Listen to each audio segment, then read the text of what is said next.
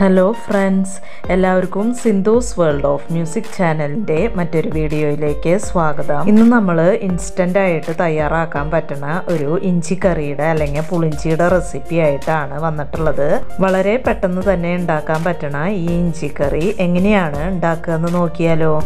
അതിനായിട്ട് ഞാനിവിടെ ഒരു പാത്രത്തിൽ കുറച്ച് പുളി ഇട്ടിട്ടുണ്ട്. അതിലേക്ക് ഒരു കപ്പ് വെള്ളം ഒഴിച്ച് കൊടുക്കുന്നുണ്ട്. നമ്മളെപ്പോഴും എടുക്കാറുള്ള അളവ് ഗ്ലാസ്സിൽ ഒരു കപ്പ് വെള്ളം ഒഴിച്ച് കൊടുത്തിട്ടുണ്ട്.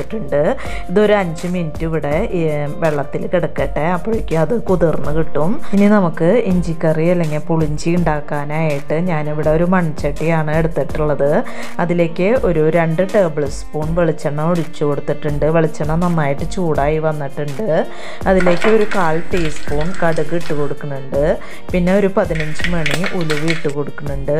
പിന്നെ ഒരു 3 വറ്റൽമുളക് ഇട്ട് കൊടുക്കുന്നുണ്ട്. കടുകൊക്കെ പൊട്ടിക്കഴിഞ്ഞിട്ടുണ്ട്. ഇനി ഇതിലേക്ക് ഒരു 2 ടേബിൾ സ്പൂൺ ഇഞ്ചി കൊത്തി എരിഞ്ഞത് ഇട്ട് കൊടുക്കുന്നുണ്ട്. ഇഞ്ചി ഒന്ന് മൂത്ത് വരണം. തീ മീഡിയം ഫ്ലെയിമിൽ ഇട്ടിട്ട് നമുക്കിതൊന്ന് മിക്സ് ചെയ്തെടുക്കാം.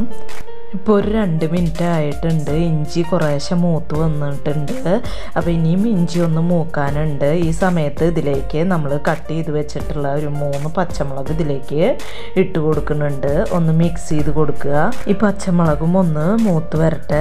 അതുവരയ്ക്ക് നമുക്കൊന്ന് മിക്സ് ചെയ്ത് കൊടുക്കുക. ഒരു മിനിറ്റ് ഒന്ന് മിക്സ് ചെയ്ത് കൊടുക്കുക. ഇപ്പോൾ 1 മിനിറ്റ് ആയിട്ടുണ്ട്. ഇനി ഇതിലേക്ക് ഒരു 4 ചെറിയ ഉള്ളി കട്ട് ചെയ്തത് ഇട്ട് കൊടുക്കുന്നുണ്ട്. പിന്നെ കുറച്ച് കരിവേപ്പില ചേർത്ത് കൊടുക്കുന്നുണ്ട്. നന്നായിട്ടൊന്ന് മിക്സ് ചെയ്ത് കൊടുക്കുക. ഇനി ഇതെല്ലാം കൂടി നന്നായിട്ട് ഒന്ന് മൂത്ത് വരട്ടെ. അതുവരയ്ക്ക് നമുക്കിതൊന്ന് മിക്സ് ചെയ്ത് കൊടുക്കാം. ഇപ്പോൾ ഇഞ്ചിയും ഉള്ളിയും പച്ചമുളകും ഒക്കെ നന്നായിട്ട് മൂത്ത് വന്നിട്ടുണ്ട്. ഒരു 4 മിനിറ്റ് കൊണ്ട് തന്നെ നമുക്ക് മീഡിയം ഫ്ലെയിമിൽ ഇത് മൂത്ത് കിട്ടിയിട്ടുണ്ട്. ഇനി ഇതിലേക്ക് തീ ലോ ഫ്ലെയിമിലാക്കി കൊടുക്കുക. ഇതിലേക്ക് ഒരു 1/4 ടീസ്പൂൺ മഞ്ഞൾപ്പൊടി ഇട്ട് കൊടുക്കുന്നുണ്ട്. അതുപോലെ തന്നെ ഒരു 1/2 ടീസ്പൂൺ എരിവുള്ള മുളക് പൊടി ഇട്ട് കൊടുക്കുന്നുണ്ട്. പിന്നെ ഒരു 1/4 ടീസ്പൂൺ കായത്തിൻ്റെ പൊടി ഇട്ട് കൊടുക്കുന്നുണ്ട്. നന്നായിട്ടൊന്ന് മിക്സ് ചെയ്ത് കൊടുക്കുക. ആ പൊടികളുടെ പച്ചക്കുത്തൊന്ന് പോട്ടെ. ലോ ഫ്ലെയിമിൽ വേണം ഇത് ചെയ്തെടുക്കാനായിട്ട്. പൊടികളുടെ പച്ചമണമൊക്കെ മാറിയിട്ടുണ്ട്. ഇതിലേക്ക് നമ്മൾ കുതിർത്തി വെച്ചിട്ടുള്ള പുളിയുടെ വെള്ളം സ്ട്രെയിൻ ചെയ്തിട്ട് ഇതിലേക്ക് ഒഴിച്ചു കൊടുക്കുക. നിങ്ങൾക്ക് വേണമെങ്കിൽ സ്ട്രെയിനറിൽ ഇത് അരിച്ചെടുക്കാവുന്നതാണ്. ഇനി ഞാനിതിലേക്ക് ഒരു 1/2 കപ്പ് വെള്ളം കൂടിയും പുളി പിഴിഞ്ഞത് ചേർത്ത് കൊടുക്കുന്നുണ്ട്. മൊത്തം 1/2 കപ്പ് പുളിവെള്ളമാണ് ഇതിലേക്ക് ചേർത്ത് കൊടുത്തിട്ടുള്ളത്. തീ മീഡിയം ഫ്ലെയിമിലേക്ക് തന്നെ ആക്കി കൊടുക്കുക. ഇത് ഇനി നന്നായിട്ട് തിളച്ച് കുറുകി വരട്ടെ. ഈ പുളിയുടെ ചവർപ്പും പച്ചക്കുത്തൊക്കെ ഒന്ന് പോയി കിട്ടണം. അപ്പോഴാണ് പുളിഞ്ചിക്ക് നല്ല ടേസ്റ്റ് ഉണ്ടാവുക. ഇതിലേക്ക് കുറച്ച് ഉപ്പ് ചേർത്ത് കൊടുക്കുന്നുണ്ട്. അപ്പോൾ നമ്മൾ ഉപയോഗിക്കുന്ന പുളിയിൽ ഉപ്പിൻ്റെ ടേസ്റ്റിനനുസരിച്ച് വേണം ഉപ്പ് ചേർത്ത് കൊടുക്കാനായിട്ട്. അപ്പം ഞാൻ ഇതിനു മുമ്പ് ട്രഡീഷണലായിട്ട് ചെയ്യുന്ന പുളിഞ്ചിയുടെ വീഡിയോ ഞാൻ ചെയ്തിട്ടുണ്ട്. അപ്പോൾ കാണാത്തവർക്ക് ഞാൻ ലിങ്ക് ഡിസ്ക്രിപ്ഷൻ ബോക്സിൽ കൊടുക്കാം. ഞാൻ ചെയ്യുന്ന എല്ലാ റെസിപ്പിയുടെയും ഡീറ്റെയിൽസ് ഞാൻ ഡിസ്ക്രിപ്ഷൻ ബോക്സിൽ കൊടുത്തിട്ടുണ്ടാവും. അപ്പോൾ എന്തെങ്കിലും സംശയമുള്ളവർക്ക് ഡിസ്ക്രിപ്ഷൻ ബോക്സ് ചെക്ക് ചെയ്താൽ മതി. പുളി ഇവിടെ നന്നായിട്ട് തിളച്ച് ഒന്ന് കുറുകി വന്നിട്ടുണ്ട്.